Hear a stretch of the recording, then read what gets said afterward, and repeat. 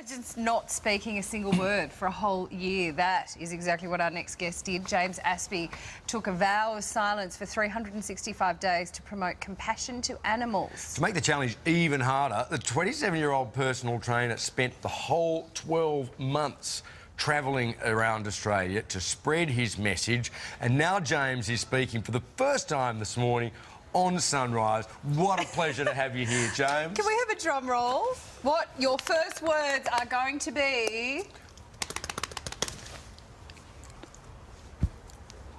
Oh, okay. All right. James, I can assume that this was a kind of Vipassana. Why did you do this? Thank you for asking. Oh, lovely to have you back. How does it feel? Great to be able to talk. Ooh, sounds different. Yeah? Can you feel, is it difficult to exercise those muscles after so long? I'll tell you soon. Yeah, great. Okay, the reason I took the vow of silence was to raise awareness for the voiceless victims of this planet.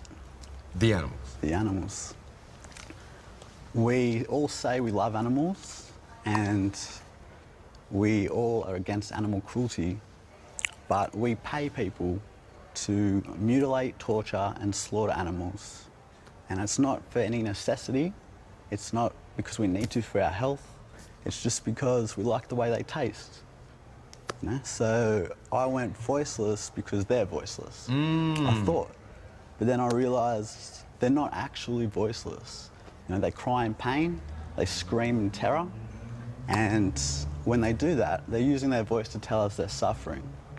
But the problem is we're not listening because they have wings instead of arms. You know, they have fur, they have scales, they're a different species, so we don't take their suffering seriously. So I did it to raise awareness for them and also for the way I've been living the last couple of years. I'm a vegan, which means I don't participate in any animal exploitation or cruelty.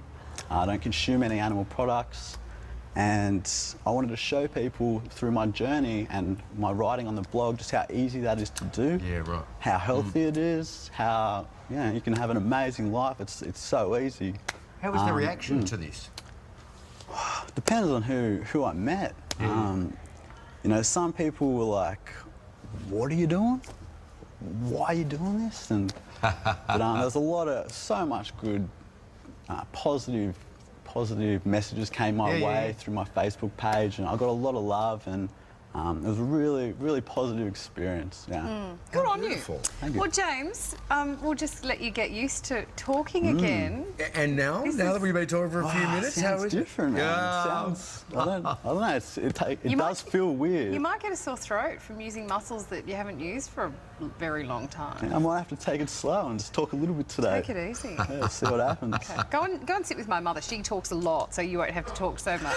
Yeah, sweet. I'll hook it up. Love you, Mum. Good on you, James. Welcome back. Thanks so much. Thanks for being with us. Yeah. That was cool. It's a very awesome way or tactic to affect people because, you know, like he said, it's like performance art basically. It's like you do something that is out of the norm in your everyday to bring attention to something that's important to you, and you know, through doing that, he said he realized that they aren't voiceless. Like they do cry out in pain, and so I think it was a really great way for him to learn more about himself and about what his cause really was, and being able to speak after a year on that, you know, television station where a lot of people are seeing it, and he said it so eloquently without any kind of judgment upon anybody else, you know, just saying, you know, that we're just so used to eating animals because of the taste of them when we don't need them for health. We just do it out of entertainment and out of convenience and all that kind of stuff. And so, yeah, I think it's very effective. I think if there was more people doing that, I mean, I don't know if that many people would be willing to do that. It would be somewhat of a sacrifice depending on what, you know, profession you're in and whatever you're doing in your own life, you know, your own lifestyle. But that, I think it's amazing that he was willing to sacrifice that for, you know, but it's nothing in comparison to what the animals sacrifice and what it's actually doing to the environment. And I think that it just brings a great awareness to it. It's just another great way to affect change and bring awareness to animal welfare, and hopefully people will see it and they will want to end exploitation and see that it really, it's to people, it's not just like an emotional like I love animals. It's important. It's for everyone. It's for everyone. It's for human beings. We are animals, and we can relate to animals who are suffering. That's what we all have in common, is we have the capacity to suffer, and we have the capacity to love, and we want to be with our families and not want to die. I feel like I would have a really hard time being silent for a whole year. I would have a hard time doing it for a day, let alone a year. Yeah. But I do think that it's great that he did, and if other people do it, it's cool, because then it starts conversations.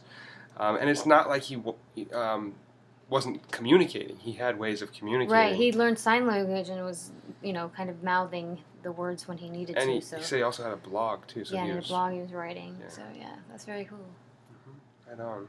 I love it. I love those people. Who, I mean, it's like kind of a performance art piece that like was lack of performance, because like I love to sing and like I'll do something like that, or I'll get dressed up or something for performance, or do something random and weird, like, but to take away something that is just normal, that you're used to all the time, is just like it's very cool. I liked it. And he was talking about how animals are different from us. Like they don't have a voice, or they do have a voice. It's just different. Like they have different ways of communicating. They don't have speech or thumbs, but right. And we were talking about this earlier. Yeah, how amazing animals are. I mean, we think of animals, or a lot of people think of animals as being inferior to humans. Like, because we're more intelligent and have technology. Like but then you think, well, dude, they're freaking superheroes. They can fly. They can breathe underwater. They can see in the dark. They have like supernatural powers that we that we don't have.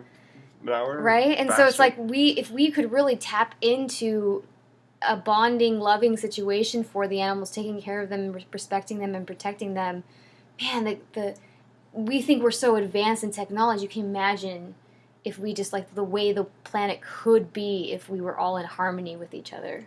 Animals are not here for us; they're here with us, right. And if we started paying attention to their basic needs and listening to what they're trying to tell us, which is their suffering, we could live in harmony and coexist. So, good way to end the night. I liked watching that. Yeah, it's good. Yeah. Cool. Very inspiring. Should we say anything else? Keep it carved and keep it carved. Shout out to the healthy vegans out there. Vegans. I love watching Healthy Vegan. Happy healthy vegan.